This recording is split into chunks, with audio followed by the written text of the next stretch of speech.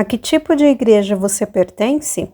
Igreja como pensão, como quartel, como delegacia, museu, salão de festa, escritório ou igreja como abrigo? Este artigo foi escrito por Luiz Correia Filho e publicado no jornal Mensageiro da Paz em julho de 1990. Um povo que não conhece a sua história está condenado a repeti-la. Se inscreva no canal, comenta, curta, compartilha e ative o sininho das notificações. Segundo o relacionamento dos membros de cada igreja, podemos fazer uma classificação dos seguintes tipos de igreja. Igreja como pensão. Numa igreja com as características de uma pensão, o relacionamento entre os membros é frio e indiferente. Em uma pensão, as pessoas ali comem, dormem e descansam como em qualquer outra unidade residencial. No entanto, cada membro possui uma outra vida que não é repartida nem comunicada. Os contatos são mais ou menos corteses, mas o silêncio e a indiferença possuem a primazia nas relações. A permanência de alguém numa igreja com tais características está condicionada pela ausência do desejo de se ter um compromisso maior com a obra de Deus e, consequentemente, um envolvimento mais profundo com a comunidade. A individualidade e sua manutenção são as grandes preocupações do indivíduo. Todo relacionamento está baseado no interesse pelas vantagens que ele possa trazer. Como podemos observar em uma pensão, muitas vezes o relacionamento entre as pessoas é mascarado. Cada pensionista quer apresentar uma certa importância diante dos demais, classificando-se segundo o status alcançado pela profissão, estudo ou pela situação financeira. Ninguém sabe na realidade quem é o seu vizinho, pois não existe tempo para se aprofundar nas relações que travam. Cada um com sua vidinha completamente isolado dos outros, dando oportunidade ao surgimento de situações infelizes e inoportunas. Essa igreja-pensão só chegará a ser verdadeiramente igreja quando houver superação da indiferença e todos os seus membros passarem a travar um relacionamento sem máscaras. E quando se fizerem presentes na igreja, não procurem a satisfação pessoal ou busquem atender suas necessidades egoístas. É necessário que se faça uma doação de uns para com os outros. Igreja como um quartel. Numa igreja assim, o que se tem maior ênfase são as ordens e o devido cumprimento das mesmas. Nessa igreja existe uma exagerada preocupação com os regulamentos. As normas, bem como a autoridade da liderança, são sempre lembradas. São formados hábitos que condicionam a liberdade, tornando as igrejas secas e frias. Estão sempre presentes nestas igrejas sistemas de prêmios e castigos. Até mesmo a salvação, que todos nós sabemos ser unicamente pela graça, passa a estar ligada ao cumprimento dos estatutos. A doutrina é ministrada sob forma de estímulo e ameaças. O serviço está ligado à recompensa que dele pode advir.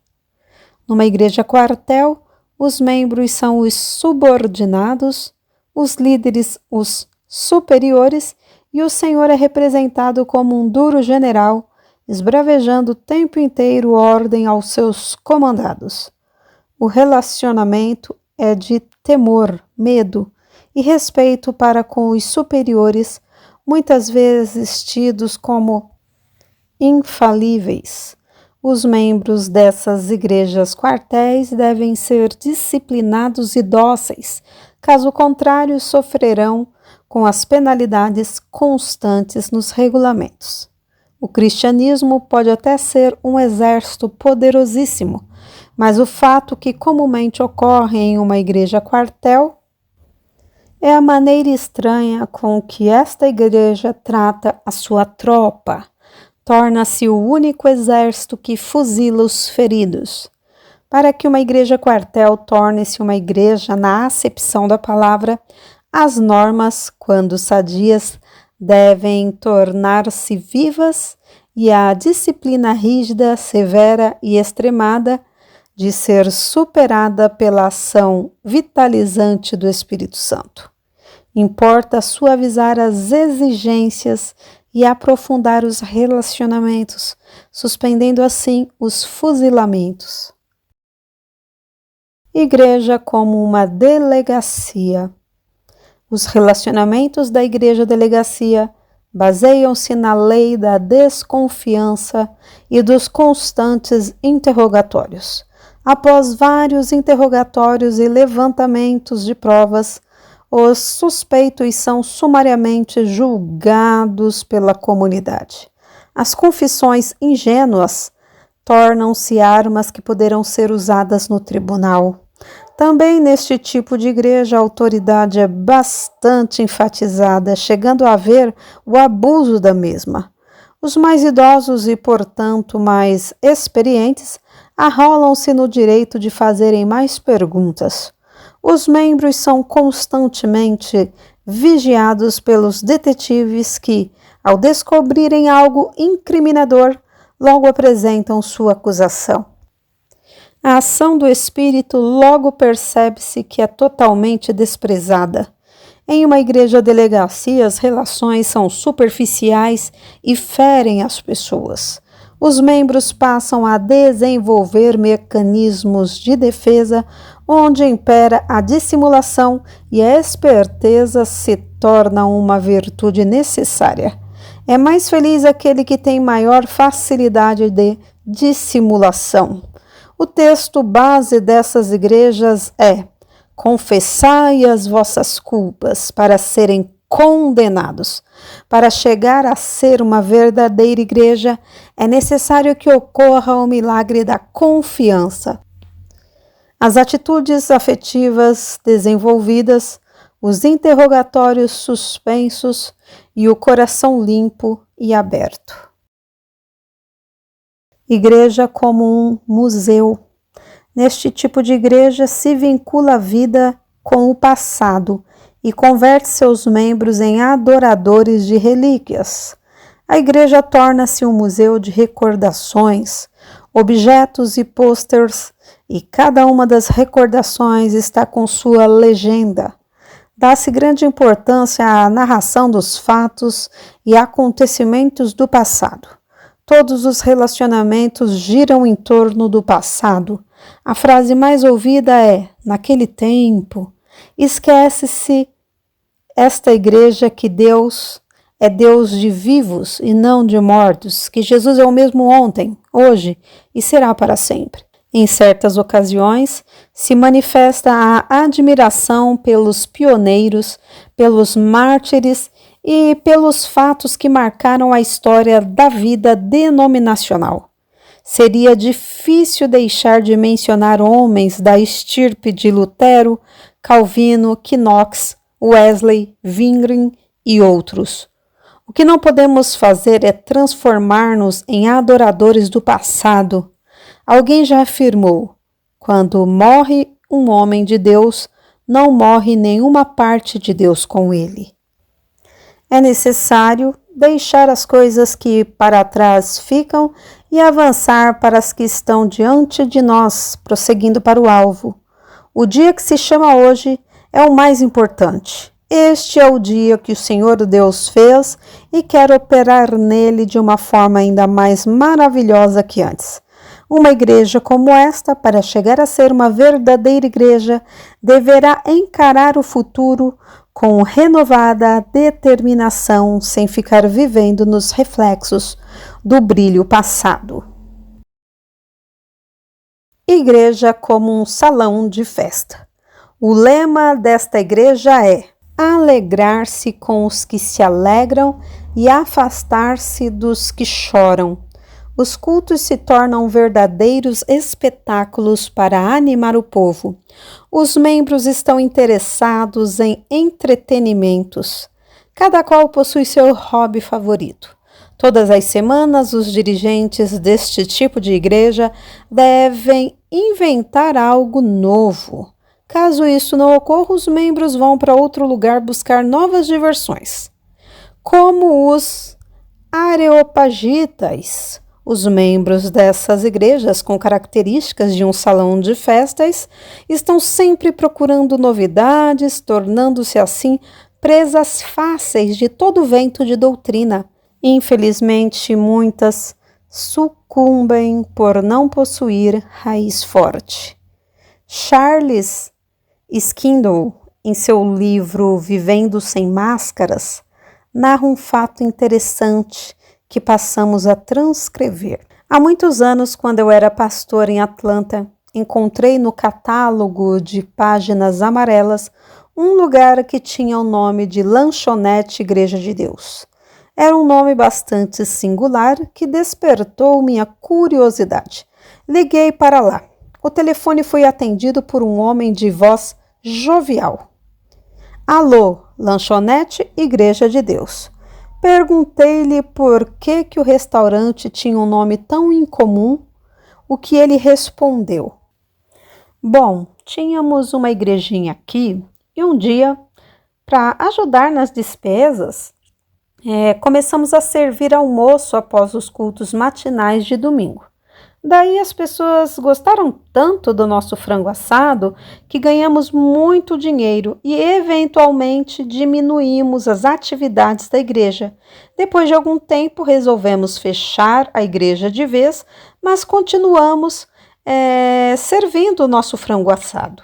E mantivemos o mesmo nome que tínhamos desde o início, que era Lanchonete Igreja de Deus. Uma igreja com as características de um salão de festa pode acabar se transformando em uma lanchonete Igreja de Deus. Igreja como um escritório. Se na igreja salão de festas existe a ausência de serviço, na igreja com características de um escritório, os seus membros entregam-se a seus afazeres intermináveis. Nesta igreja, a irmã Marta poderia tipificar um de seus membros preocupada com tantas coisas que acabou se esquecendo da melhor parte. Não há tempo nessas igrejas para se aprofundar no relacionamento entre os membros. O tempo é curto e a ordem do rei é urgente. Todo o tempo vago deve ser preenchido com atividades. Descobre-se, porém, que os membros dessas igrejas são solitários e carentes de amizades sólidas. Os líderes, por sua vez, envolvidos no labores do reino, não acham tempo para ouvirem suas congregações. Os objetivos desses grupos são confusos e fáceis de serem perdidos de vista. Geralmente, usam-se os jargões evangélicos para camuflar uma série de atividades asfixiantes. Nesses grupos, os membros deixam de ser indivíduos para serem tratados como massa.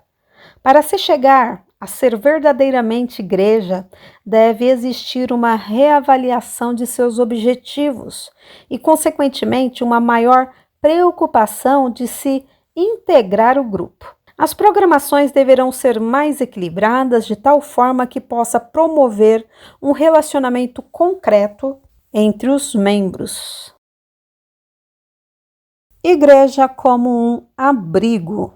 Nossas igrejas precisam deixar de ser santuários nacionais e serem mais como barzinho de bairro, deixarem de ser catedrais inacessíveis e se tornarem como hospitais bem procurados, passarem a existir como lugares onde as pessoas possam levar seus sofrimentos e não como monumentos para serem admirados por todos, que se tornem em lugares onde as pessoas possam tirar suas máscaras e se abrirem totalmente para que encontrem a cura de suas feridas. Um colega meu do Corpo de Fuzileiros Navais, que recentemente se converteu, sentindo a falta de um local de refúgio para a alma, disse mais ou menos assim: a única coisa que sinto falta é do velho companheirismo com os caras do grupo no barzinho da esquina.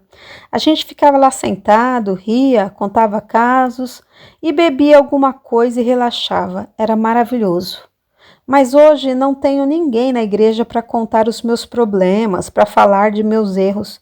Não encontro ninguém que queira passar o braço sobre os meus ombros e me dizer que está tudo bem. A gente, assim, se sente muito sozinho na igreja. Ele estava procurando pessoas que mostrassem um amor cristão e verdadeiro. Fiquei remoendo, desejando que aquilo não fosse verdade. Desejava que aquelas afirmações não passassem de implicância de um novo convertido. Mas não eram. Pare e pense um pouco. A quem vamos procurar quando nos sentirmos abandonados ou angustiados? A quem nós, os crentes, recorremos quando nos envolvemos num problema constrangedor ou ligeiramente escandaloso? Quem nos ama o suficiente para ouvir o nosso pranto? Quem nos conforta quando nos sentimos esfacelados? Quem sabe ficar de boca calada e coração aberto? Quem é que nos abraça com atitude de compreensão e espera com paciência até que nos sintamos melhor, sem citar nenhum versículo da Bíblia, quando na verdade o que merecemos são os bons puxões de orelha? Quem age assim sabe guardar o segredo e não sai espalhando nossos problemas para os demais crentes, a título de que eles vão ajudar em oração. Precisamos de mais abrigo para as vítimas de enchentes dessa vida. Não tem importância se esses abrigos não tenham aparência de uma igreja por fora, desde que lá dentro as pessoas não fiquem a exibir religiosidade. O que realmente precisamos é aquele aconchego especial. Está claro até aqui que o mundo não precisa não é de mais ortodoxia, e sim de mais amor. Amor este que infelizmente falta em muitas igrejas. Amor que precisa urgentemente ser derramado em nossos corações pelo Espírito Santo. Amor que transforme nossas igrejas em verdadeiros abrigos contra as enchentes. Então, a que tipo de igreja você pertence? Luiz Correia Filho. Porque nada podemos contra a verdade, senão pela verdade. Se você gostou desse vídeo, inscreva-se no canal, curta, compartilhe e ative o sininho das notificações.